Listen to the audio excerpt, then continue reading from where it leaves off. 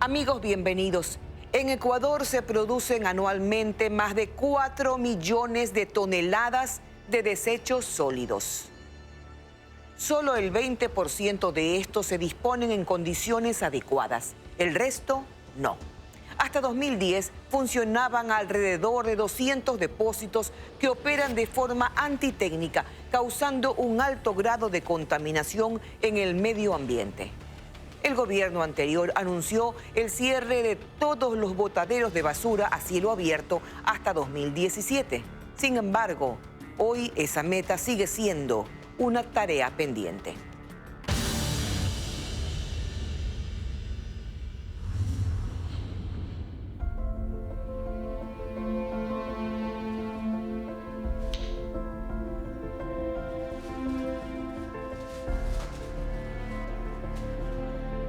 Esta es una historia que empieza aquí.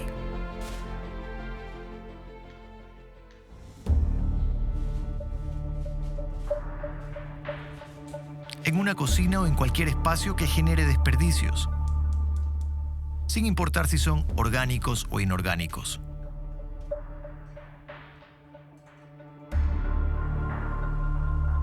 Al final, todo termina en una funda.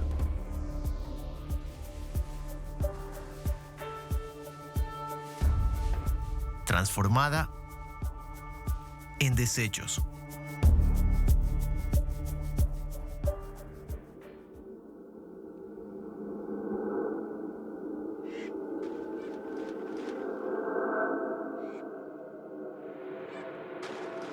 Los desperdicios que generan los habitantes de al menos la mitad de cantones de Ecuador llegan a grandes espacios a cielo abierto como este.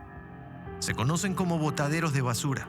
Y por supuesto, está de más decir que todo lo que vemos acumulado en estos lugares no está dispuesto bajo ninguna norma técnica que evite la contaminación ambiental. Son 109 botaderos operando de esta forma según el Ministerio de Ambiente. Y ocurre a pesar de que en el año 2014, el gobierno anterior anunció el cierre de todos los botaderos de basura a cielo abierto. Y la fecha límite era 2017.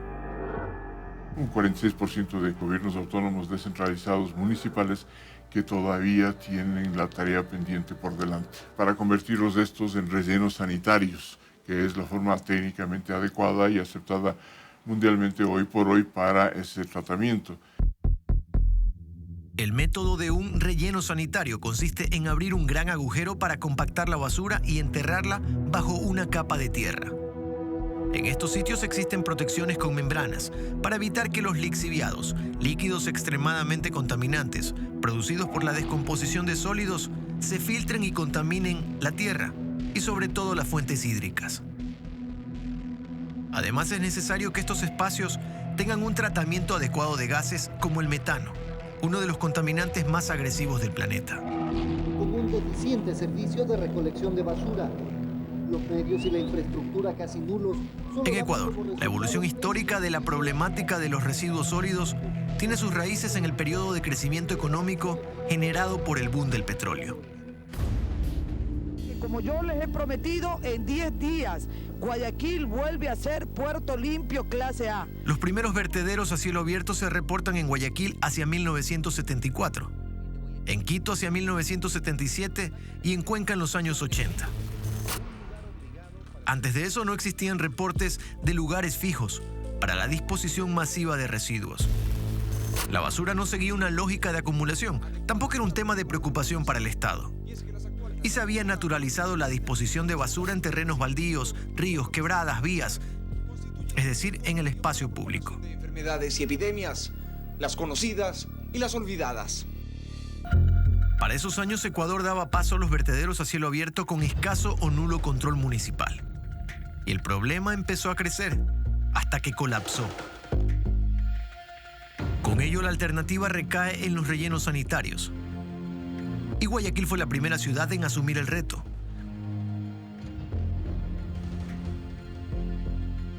A partir de 1995 inició el camino para disponer su basura bajo las normas técnicas, creando un precedente a nivel nacional.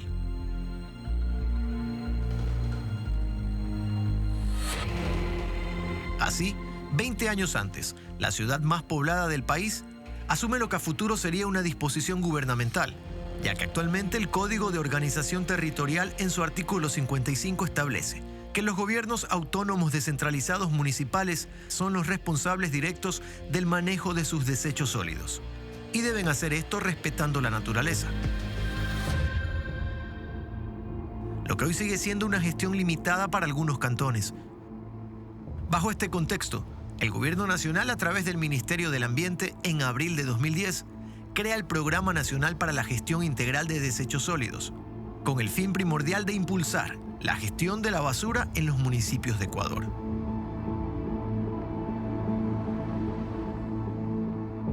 En cantones como Balsar, en la provincia del Guayas, la situación sigue siendo crítica, evidenciándose un alto grado de contaminación.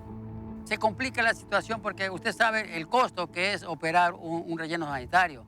Un cantón pequeño no lo puede hacer. Les va a costar mínimo unos $700,000. Entonces creo que no, ciertos municipios no están en esa capacidad. Mucho más al norte de Balsar, en Manabí, Chone también tiene pendiente el cierre técnico de su botadero. Según el alcalde, el terremoto que afectó a esta provincia el 16 de abril de 2016 ha dejado a muchos cantones manabitas impedidos económicamente para cumplir lo dispuesto en el COTAD. Con la ocupación de recursos, nosotros tuvimos que ir posponiendo el cierre técnico. Hemos cumplido la primera fase. Tenemos ya listo para ingresar a la segunda fase, pero todo tiene que ver en las situaciones de recursos. Y allí nos ha ido caotizando nuestro accionar. Ecuador produce anualmente 4.1 millón toneladas de residuos sólidos, de las cuales únicamente el 25% se dispone en condiciones adecuadas. El porcentaje restante se distribuye entre vertederos a cielo abierto, botaderos controlados, ríos y otros espacios. Quito es una de las ciudades que ya cuenta con un relleno sanitario. La obra empezó a operar en el año 2003 y fue creado bajo la dirección de la Fundación Vida para Quito, que luego cedió las competencias al municipio en 2010. El propósito es que de manera técnica y controlada se puedan minimizar las afectaciones sociales y los impactos ambientales como mal olor, gases tóxicos y vectores.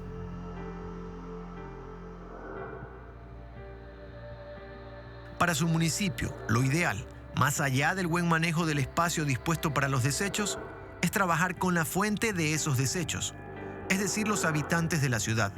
Que es necesario que reciclen, que separen en la fuente, es decir, en la casa. Entonces, esa es una gran parte importantísima del tema de recolección. Luego se hace la recolección por la empresa de Maceo, que es en toda la ciudad. Después se lleva a las estaciones de transferencia, tenemos una en el sur y tenemos otra en el norte, y ahí se hace una separación nuevamente de todo lo que viene, lo orgánico mezclado con lo del material reciclado y todo aquello que ya no se puede utilizar, eso ya se va al relleno sanitario. Solo así se podrá lograr que un relleno sanitario dure más años, ya que la producción de basura crece exponencialmente mes a mes. Se genera alrededor de 2.000 toneladas diarias. Eso quiere decir que cada 2 meses llenamos un estadio olímpico Atahualpa. Es un montón. Y eso significa que cada persona está generando 0.84 kilogramos diarios. Es decir, somos bastante productores de basura. En Quito ya se construye un nuevo cubeto para la disposición de desechos. Un nuevo agujero que permita alargar la vida útil del relleno sanitario a 5 o 7 años. El promedio de duración depende de varios factores. Sin embargo, el más importante siempre será el de cuánta basura seguiremos produciendo. Por eso, para Fernanda Solís, experta en temas de manejo de desechos sólidos y docente de la Universidad Simón Bolívar, la transición actual de botadero a cielo abierto a relleno sanitario no es la solución al problema de gestión. Para ella es caer en lo mismo, pero a mayor plazo. Apostar como meta del Programa Nacional de Gestión de Desechos Sólidos la transición a rellenos sanitarios, aun cuando sean mancomunados, más allá de un error de buena fe, es francamente una aberración. Ecuador tiene que transitar de la situación actual en la que entierra el 98% de los residuos que recolecta. Fíjense que del 100% de residuos que recolecta el país, solo el 10% los recolecta diferenciado, ¿sí? Todo lo demás se mezcla en el momento de la recolección y de ese porcentaje solo el 2% termina siendo recuperado, digamos, en los procesos de gestión de los GATS. Es ahí nuestra crítica, que no se trata de que cada uno de los cantones establezca qué cantón tiene el mejor relleno sanitario, la mejor tecnología de enterramiento de residuos, sino de qué forma vamos transitando de enterrar ese 98% de los residuos a recuperar el 98% de los residuos y enterrar solamente el 2%. Al menos el 50% de municipios estarían ya procediendo a una transición mejorada de su recolección, con estaciones de transferencia para la separación de residuos y el uso de rellenos sanitarios, aprovechando los desechos mediante el reciclaje.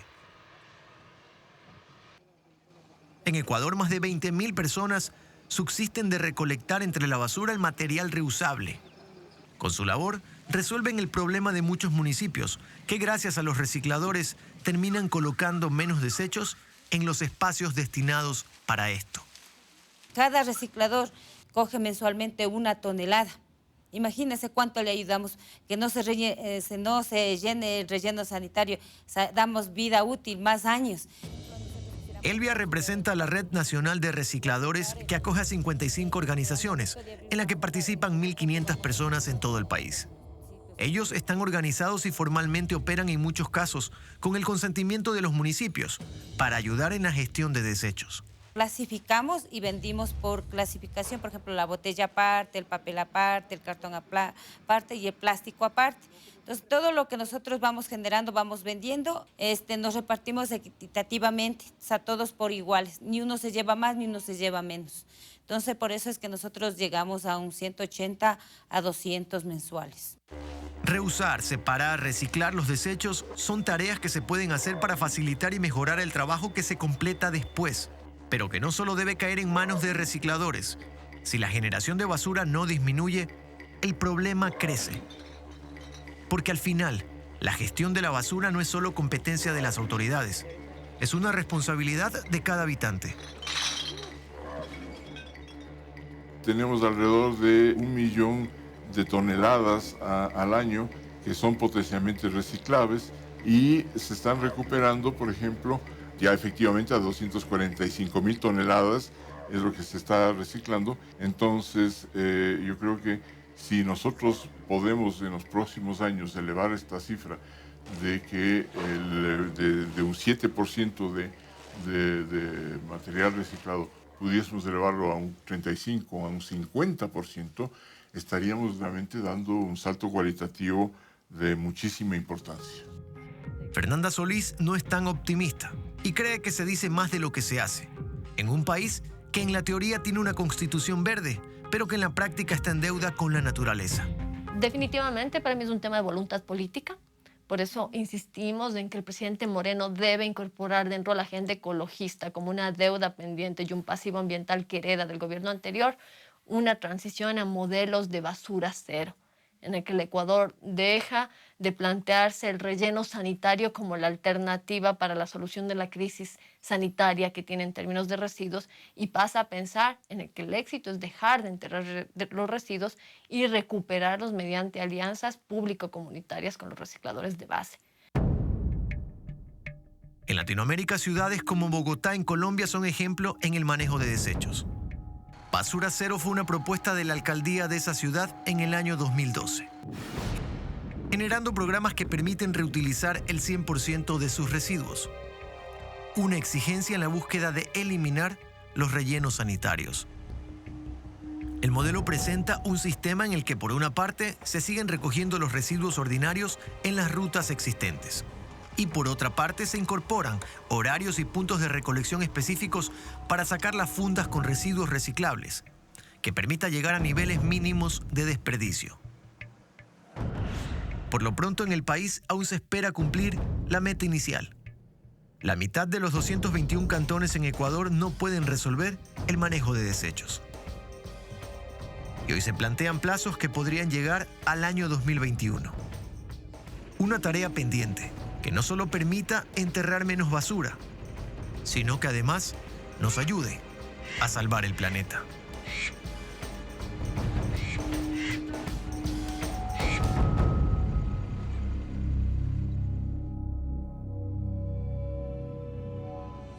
Desde 2016 hasta la fecha, 28 personas han muerto por el consumo de metanol en bebidas alcohólicas. La venta de licor sin el registro correspondiente se realiza de forma clandestina y se esconde tras lugares comunes como tiendas, casas y hasta en discotecas.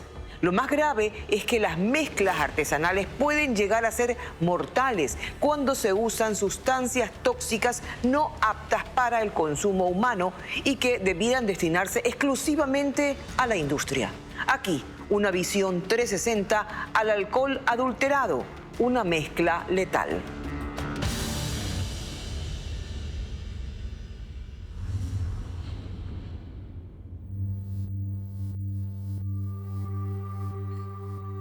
En festividades, celebraciones o reuniones sociales hay un elemento que casi siempre está presente: el alcohol, la droga más consumida y además la más aceptada en la sociedad. Pero esta también tiene una faceta tóxica e ilegal que ataca de forma silenciosa, sin importar edad, sexo o condición social. Se trata de una sustancia cuyo uso está destinado únicamente al sector industrial, pero hay quienes omiten las restricciones, las advertencias y el sentido común para crear una mezcla letal.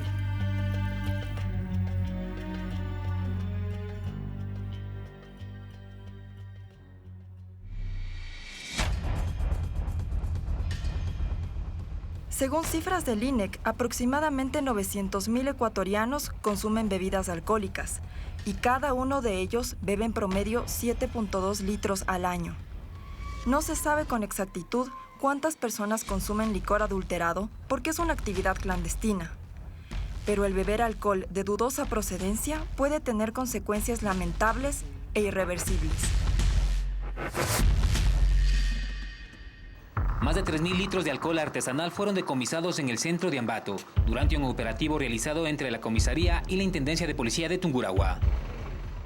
Son 650 litros de licor artesanal decomisados por miembros de la Dirección General de Inteligencia, la Comisaría y la Policía Comunitaria a la tarde de este jueves en el sector de Barrio Nuevo. El consumo de licor adulterado cobra una nueva víctima en la capital. La fiscal provincial de Pichincha, Tania Moreno, confirmó que el cuerpo de un hombre aparentemente intoxicado por el consumo de esta sustancia fue encontrado esta mañana en el centro norte de Quito.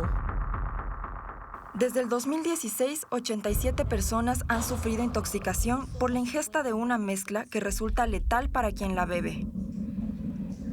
Nicole Lino acababa de cumplir 18 años. Salió a festejar porque obtuvo 850 puntos en el examen del Cenecit para ingresar a la universidad. Ella, junto a su primo y un amigo, celebraron en una discoteca en la zona rosa de Guayaquil, supuestamente con vodka. Pero después de tomar un trago, se sintieron mal y regresaron a sus casas. Al llegar, se quedó dormida durante varias horas, tantas que al siguiente día su padre sospechó que algo pasaba. Los síntomas empezaron a notarse en su organismo. Ella se levanta, ella solamente me hizo los ojitos y le digo que tú estás escopolaminada. No, me dice papi, ahí cogió, me dice, ¿tú me quieres? Sí, yo lo cogí, lo abracé a ella, ella se me desplomó en la cama. Al instante la llevaron al hospital, pero empezó a convulsionar y falleció en el establecimiento. A ella le hicieron la autopsia, pues a mí no me la dieron, sino que del Cines 2 se lo llevaba a medicina legal, le hicieron autopsia, le partieron todo, la cabecita, todo. ¿Qué determinó la autopsia? Alcohol adulterado. Alcohol adulterado. ¿Le dieron algún nombre específico? El metanol y el alcohol adulterado, eso fue todo lo que me dijeron. En 2016 fueron 7, en 2017 19, y en lo que va del año 2 personas han perdido la vida por consumo de metanol en bebidas alcohólicas, entre ellas Nicole. En octubre del año pasado se emitió una alerta a nivel nacional dadas las elevadas cifras de intoxicación por este componente, dejando un saldo de 75 personas gravemente afectadas. Pero, ¿por qué pasa esto? Quizá después de una celebración usted se habrá sentido muy mal a raíz de la resaca y no identifica el porqué. Sucede que con el consumo de alcohol adulterado, los efectos son similares a los de una resaca común. La diferencia está precisamente cuando se intensifica el malestar, como lo detalla el director del Hospital Eugenio Espejo. Esta intoxicación se puede presentar en cuadro leve, que va desde dolor estomacal, visión borrosa, náuseas, vómitos, que dándole un tratamiento adecuado y control médico se lo puede restablecer al paciente. Pero el paciente, si no es atendido en las primeras horas, puede complicarse, al igual que si tomó una ingesta de alcohol superior. Pero al ser ingerido esto en cantidades desde 30 mililitros hasta 250 mililitros, esto puede ser tóxico y letal para el hombre. Pero debemos entender, ¿cuándo un licor está adulterado? Un licor se puede considerar adulterado cuando no cumple con la normativa. Un licor, hay diferentes denominaciones, puede ser un ron, un whisky, un aguardiente, y todos tienen una normativa que cumplir. Pero básicamente el metanol es lo que le indicaría que existe una adulteración. El alcohol es un líquido incoloro, de olor característico, que tiene diversos usos: farmacéuticos, cosmetológicos, industriales. Y uno de sus usos más populares se da para la preparación de bebidas alcohólicas. Esto es lo que conocemos como el alcohol etílico. Su consumo de forma moderada no representa un mayor riesgo. El problema está cuando se lo mezcla con el alcohol metílico, que es tóxico y se lo destina únicamente para el uso industrial. El alcohol metílico es exclusivamente para uso industrial. Hay, por ejemplo, el alcohol desinfectante, que no debe entrar en contacto con la piel, sino que sirve para desinfectar superficies, o sea, el piso, mesas de laboratorio, o sea, zonas rígidas, sólidas en superficies. La diferencia entre el alcohol etílico y el metílico no está solo en su uso, sino también en su origen. El alcohol etílico en Ecuador proviene principalmente de la fermentación del jugo de la caña de azúcar, mientras que el alcohol metílico se produce de la fermentación y destilación de la madera. Esta es la principal razón para considerarlo altamente tóxico. Y hay gente que usa este líquido, que sirve para limpiar pisos o superficies, para venderlo como licor ilegalmente. ¿Por qué lo hacen? El metanol muchas veces se utiliza por su bajo costo, se utiliza para producir alcohol más barato, como les decía. Entonces lo que se hace, se mezcla con agua y se distribuye a bajo costo en recipientes que no son los adecuados. Es la presencia tal vez de algún factor económico, inclusive, que puede estar ahí generando por el diferencial, la diferencia que existe entre un licor artesanal a 75 centavos promedio el litro versus una botella industrial. Lo barato puede salir muy caro. Es necesario despertar la alerta porque su comercialización se realiza de forma clandestina. Quisimos ver cómo se da la venta de licor adulterado en Quito. Popularmente se conoce que en sectores cercanos a universidades o escuelas hay lugares que se dedican a esto. A pocas cuadras del Colegio Mejía, 2 estudiantes con botellas vacías de plástico fueron nuestra pista para ir tras el licor. Ingresaron a una tienda de abarrotes común y corriente, pero al salir, las botellas estaban llenas, sin etiquetas. Ahora había licor en su interior. Decidimos entrar.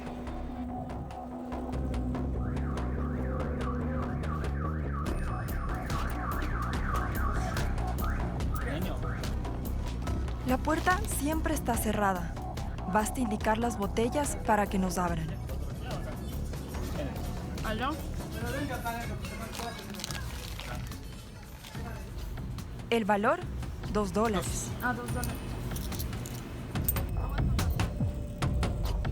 Este trago así es sano. Nada de nada. No te mueres. ¿Qué nomás tiene? Manda solo porque si... Solo punto.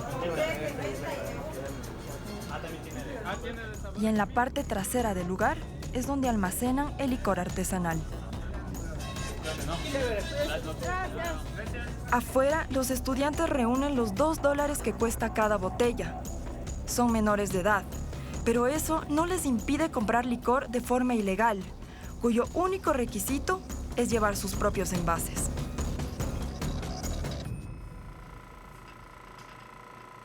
Enviamos las muestras de la bebida a un laboratorio para comprobar si contenían metanol y si los alcoholes superiores estaban dentro de lo que dicta el Servicio Ecuatoriano de Normalización. Después de 3 días, los resultados indicaron que los niveles de metanol estaban dentro de la norma INEN, la cual permite máximo 10 miligramos de metanol por 100 mililitros. Desde el punto de vista metanol, el licor no estaría adulterado. La bebida alcohólica que ustedes trajeron, que se ha analizado, no está adulterada. Sin embargo, se hizo la prueba de alcoholes superiores y eso está supremamente alto, alrededor de unos 2.000 miligramos por 100 mililitros, y la norma apenas, la norma exige 150. Que una bebida no esté adulterada no le exime de los efectos posteriores. Los alcoholes superiores no le van a causar una muerte por envenenamiento, pero si se toman en exceso, pueden causar otros efectos que sí conduzcan a la muerte.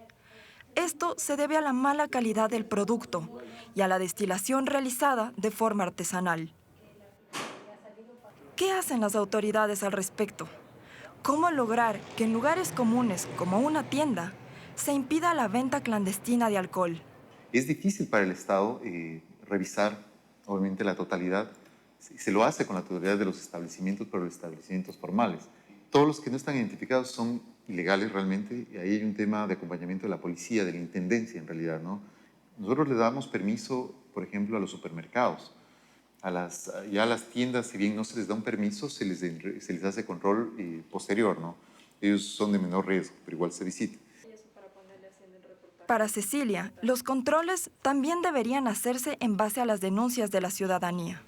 Pero el ARSA también está en su obligación de escuchar mucho al consumidor y decir, a ver, en esa tienda, en ese barrio, en ese pueblito están vendiendo tal cosa. Y ellos tienen que controlar eso. Pero lastimosamente hay tan pocos funcionarios y el Ecuador es tan grande en esto que no pueden abarcar todo. El delito de contaminación de sustancias está tipificado en el artículo 216 del COIP y es sancionado con una pena privativa de libertad de 3 a 5 años a toda persona que altere bebidas alcohólicas destinadas al consumo humano. Según cifras del Ministerio del Interior, desde octubre del 2017 hasta la fecha, en todo el país se han decomisado 18.650 litros de licor adulterado, 31.504 litros de licor sin registro sanitario y 728 litros de licor caducado. Hablamos de aproximadamente 50.000 litros de alcohol que de alguna manera han sido perjudiciales para el ser humano y que incluso han cobrado la vida de 28 personas.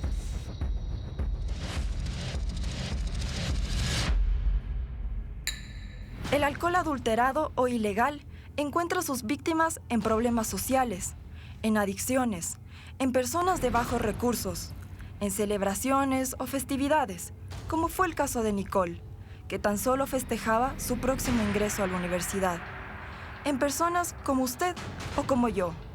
Nadie queda exento. Alzar copas y brindar salud puede tener un final inesperado si se ingieren bebidas de dudosa procedencia, sin notificación sanitaria o en envases inadecuados. Si bien es obligación de las autoridades realizar controles eficaces para terminar con la venta de esta mezcla letal, la responsabilidad principal está en manos de los mismos consumidores.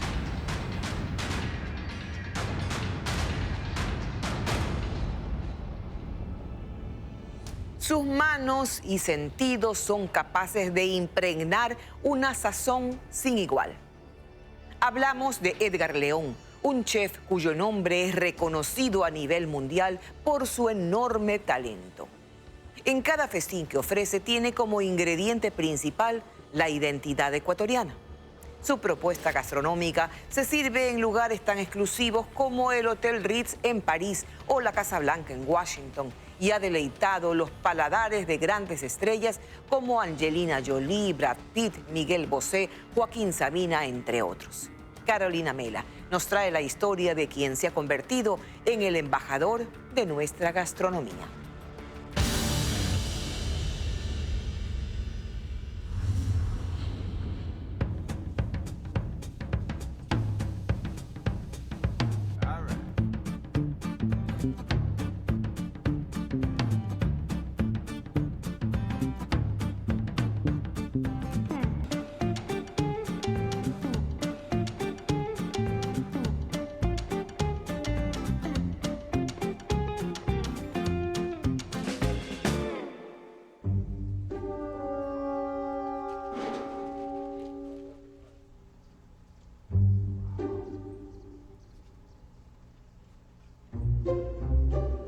Él estaba por graduarse de la Universidad de San Francisco y habíamos quedado en que un sábado él venía a mi casa a cocinar en mi casa comida lojana. Y lo vi cocinar, vi todo el proceso, su manera de ver, su manera de tocar las cosas, ¿no? Su manera de olerlas. Y me di cuenta ya entonces de que para él era un rito. Y entonces entendí que él no se quedaba solamente en prepararte lo que te iba a brindar, ¿no? Sino en prepararte anímicamente e intelectualmente para saber lo que había detrás de todos esos ingredientes. No es solamente el hecho de cocinar, es todo el bagaje cultural, histórico que él tiene. Un conocimiento de la historia del Ecuador, de los valores nutricionales de nuestros productos. O sea, Edgar es capaz de ensalzar las cosas maravillosas que tenemos en nuestra tierra.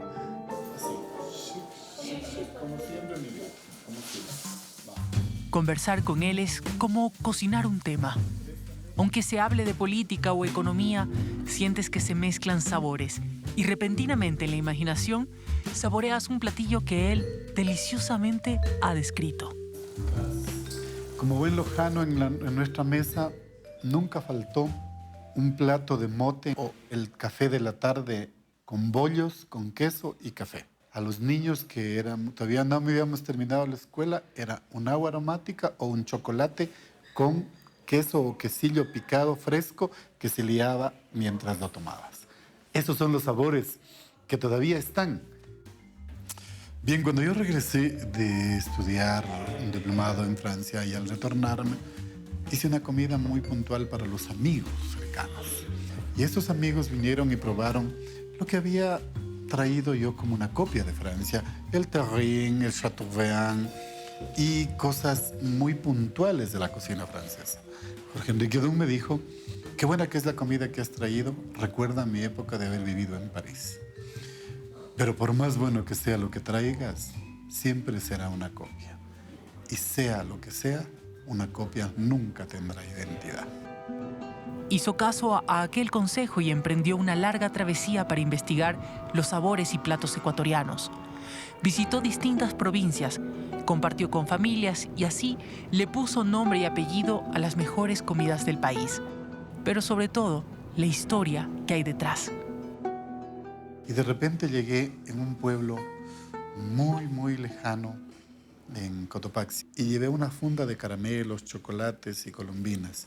Y encontré un niño de unos 13, 14 años.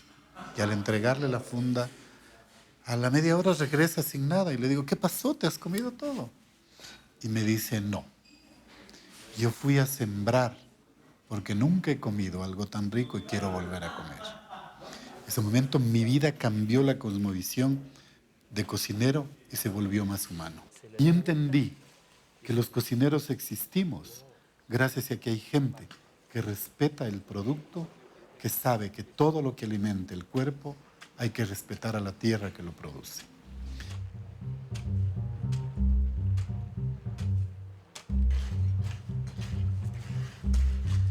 De ese viaje nació su libro Sopas, la identidad del Ecuador, donde descubrió más de 3.000 variedades de sopas que se hacen aquí en el país. Lo hermoso del libro son todas las historias que cuenta las historias de la comida casera, de cómo en torno al fogón se tejen todas esas historias familiares que son tremendamente importantes, ¿no? No es una receta de cocina lo que hace Edgar. Él hace una investigación, hace una valoración muy especial de las costumbres patrimoniales que tenemos y él habla del origen de esas sopas, de la tía abuela, de lo que ha recibido. Por ejemplo, cuando habla de que se fue con las concheras de esmeraldas para hacer una de las sopas de concha de mariscos, ¿no? Él se enamora de las concheras y te cuenta la historia con todo ese amor y al mismo tiempo toda esa angustia que le produce ver en qué consiste ese trabajo. Uno no cocina para uno. Empiezas a cocinar siempre para el resto. Y cuando el resto lo probó y lo aprobó, considero que es una receta que la puedes escribir. Ganó como uno de los mejores libros de cocina del mundo y le abrió una puerta grande, la de la Casa Blanca. Cuando este libro ganó el segundo mejor libro de sopas del planeta, entre 16.800 libros, doña Michelle Obama con su equipo de trabajadores tienen un proyecto muy interesante de cómo mejorar la nutrición de los Estados Unidos. Convocaron a los 5 autores de mejores libros de gastronomía. De repente me llama una persona que se llama Margaret Jones y me dice, Edgar León, dice, soy Margaret, le estoy llamando de la Casa Blanca en nombre de doña Michelle Obama. Y me dijo, sí, queremos invitarle cuáles son sus honorarios. Y yo le dije que el honor era para mí como cocinero y para el Ecuador mostrar su cocina, pero había una condición, que yo iba a cocinar y que si querían comida ecuatoriana debían estar productos ecuatorianos, o si no, no. Y que mi valor ya estaba pagado al ser mi nombre el que habían seleccionado para que vaya hasta allá.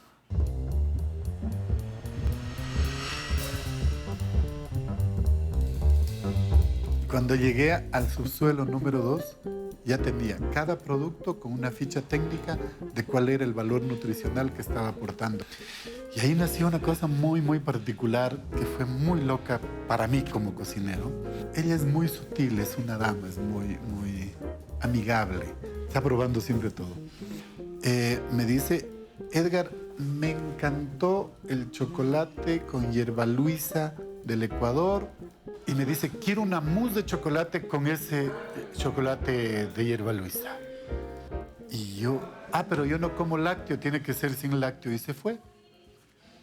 Y entra Mark y toda la gente de la repostería y panadería y digo, ¿saben qué? Yo no sé hacer mousse de chocolate sin lácteo.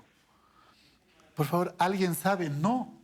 Entonces, ¿cómo vamos a hacer una mousse de chocolate? ¿Y ahora qué hago? Y empezamos a experimentar en la Casa Blanca. Y creé la primera mousse de chocolate por un contraste de temperaturas con espingo, con ralladura de naranja y con jugo de naranja en un almíbar. La acción de comer puede ser fisiológica, pero la acción de cocinar es científica y artística.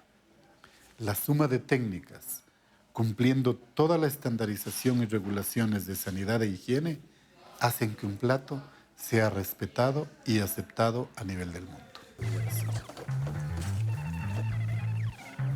En esta ocasión, Edgar cocinó el menú que preparó en la Casa Blanca. Cangrejo de bechamel de papa de achira con 3 variedades de queso gratinado, acompañado con ají de pepas de sambo y aceite de aguacate. Una sopa de 7 mares, 7 bolas de verde de distintos plátanos con un marisco diferente en cada bola. Agregó también una sopa amazónica de ave con naranja e espingo, que se encuentra en el menú del restaurante de uno de los hoteles más lujosos del mundo, el Ritz de París. Los platos siguen preparándose. Salen langostinos en salsa de leche de choclo sobre un puré de papa con malanga y cúrcuma. El plato principal hace su entrada. Un lomo fino en salsa de chocolate y risotto de quinoa. No hay una buena cena sin postre. Edgar decidió por el budín de higos, mousse de chocolate con almíbar de naranja sin lácteos, mascarpone de mandarina y un pastel de zanahoria. De beber, horchata y un té de jengibre y cardamomo. Toda una experiencia culinaria. Aún más al saber el origen de cada producto elegido para cada plato. Al año siguiente, Edgar fue invitado nuevamente a la Casa Blanca, esta vez como parte del staff de cocineros para la cena de despedida de los Obama. Pero ellos tuvieron un detalle más con él. En noviembre del 2016 también tuve el honor de estar convidado, ya solo el único chef de todos los otros, para que cocine con sus 110 cocineros el menú para despedirse de su equipo más íntimo, de colaboradores y de gente que apoyó mucho su gestión. Y cuando finalizó me dio un sobre y me dijo, lleva, pero no lo abras aquí, ábrelo en tu habitación.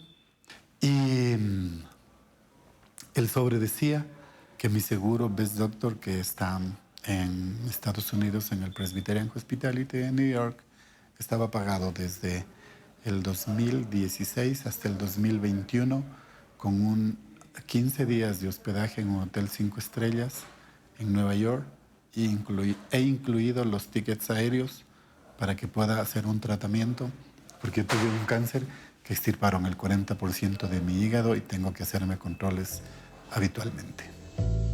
El nombre de Edgar León llegó también a oídos de otros artistas como Angelina Jolie, Brad Pitt y Joaquín Sabina, a quienes les preparó platos típicos ecuatorianos con productos de nuestra tierra.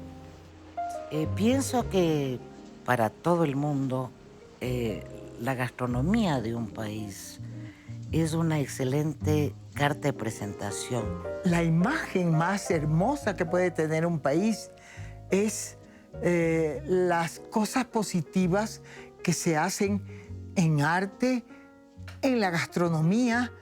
Entonces una sopa de cebolla seguro que les queda mejor a los franceses o a los suizos, porque está en su gen cómo hacen ellos. Pero un locro de papa, un repe lojano y un biche manavita, les puedo asegurar que a los únicos que queda bien son a los ecuatorianos. Lo que nos falta a nosotros es creernos de que lo que hacemos y lo que tenemos es bueno y tan bueno que el mundo lo pide. Edgar es un artista, un embajador de la cocina ecuatoriana.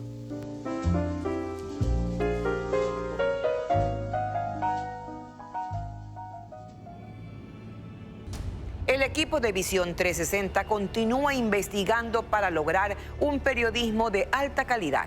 ¿Quieres saber en qué nuevos temas estamos trabajando? Aquí un adelanto.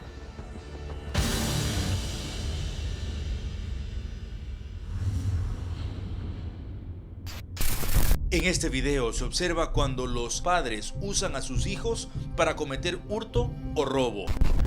Se capturó a 5 adultos y un menor de 17 años que fue aislado por los uniformados. Un adolescente se hizo pasar como pasajero y luego, metros más adelante, se subieron otras 2 personas armadas. Al ser adolescentes ya son imputables, lo que pasa aquí es que la pena no es una pena mayor. Las leyes no es que estén a favor de que los adolescentes o los niños sean propensos a realizar este tipo de actividades ilícitas, sino que más bien busca que tengan medidas de acuerdo a su desarrollo evolutivo, ¿no? Que yo me dejaba llevar por lo que me decían. Él me decía que como tú eres menor de edad, cualquier cosa, el pito, tú te jalas, el pito, tú eres el culpable de todo, tú eres el dueño porque tú eres menor y te van a dar menos años que a mí. Yo decía en mí, no, voy a vender y me llegan a la corrección mejor unos 3 meses y me sacan ya. Iba a comer gratis. Yo siempre digo que estos menores infractores, ellos deben castigarlos como personas adultas. Están inmersos en la maldad, ya saben todo lo que es malo. Matar a una persona es grave para ellos y ya están enseñados a hacer todas esas cosas. Creo que el mundo entero ha debatido siempre esa, no como una salida, sino como una propuesta que muchísimas veces viene desde la conmoción, porque por más que haya sido un delito que nos haya conmocionado y que haya ocasionado un daño severo como sociedad, al niño no le podemos trasladar las responsabilidades que como sociedad y como adultos, como Estado, no hemos podido asumir.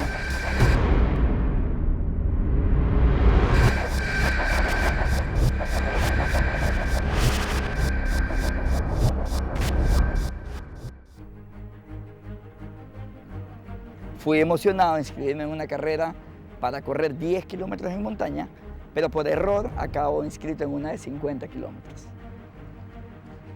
Cuando me meto en un problema de 50 kilómetros, me doy cuenta que eventualmente la puedo acabar muerto, sí, desbaratado, sí, pero puedes hacer 10 veces más a lo que tú pensaste en algún momento que podías hacer. Y con esa lógica digo, bueno, pues busquemos otra aventura, porque puede ser un golpe de suerte.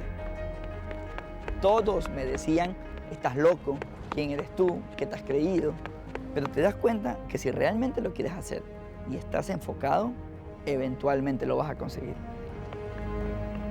Y ahí creo que me descubro una duda que seguramente debe haber tenido siempre, que es si las personas crecemos cuando enfrentamos a nuestros miedos.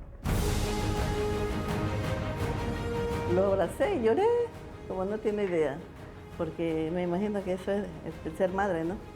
Sentir pues lo que le ha pasado a él. Ese sacrificio no solamente es para nosotros, para la familia, sino es para todos los jóvenes del Ecuador, de que, como él dice, en realidad sí se puede, todo se puede. Si ya corriste en el lugar más caliente de la Tierra y ya estás por terminar en el lugar más frío del planeta, bueno, pues que venga pues la siguiente aventura. Y se me ocurre, ¿qué pasa si conectamos el punto más profundo de la Tierra con el más cercano al Sol?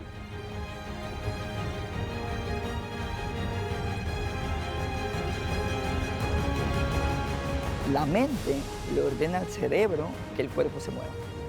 En la mente nace y muere todo. En la mente nace cómo concebimos el mundo y dónde nos visualizamos. Pero también muere cualquier aspiración nuestra.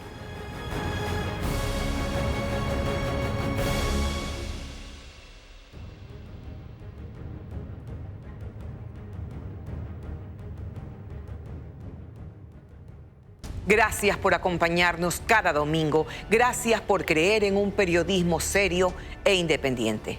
Con su sintonía en Visión 360 ratificamos por 5º año consecutivo nuestro compromiso con la verdad, porque siempre hay más historias que contar, más periodismo por hacer. Un abrazo. Seguimos adelante.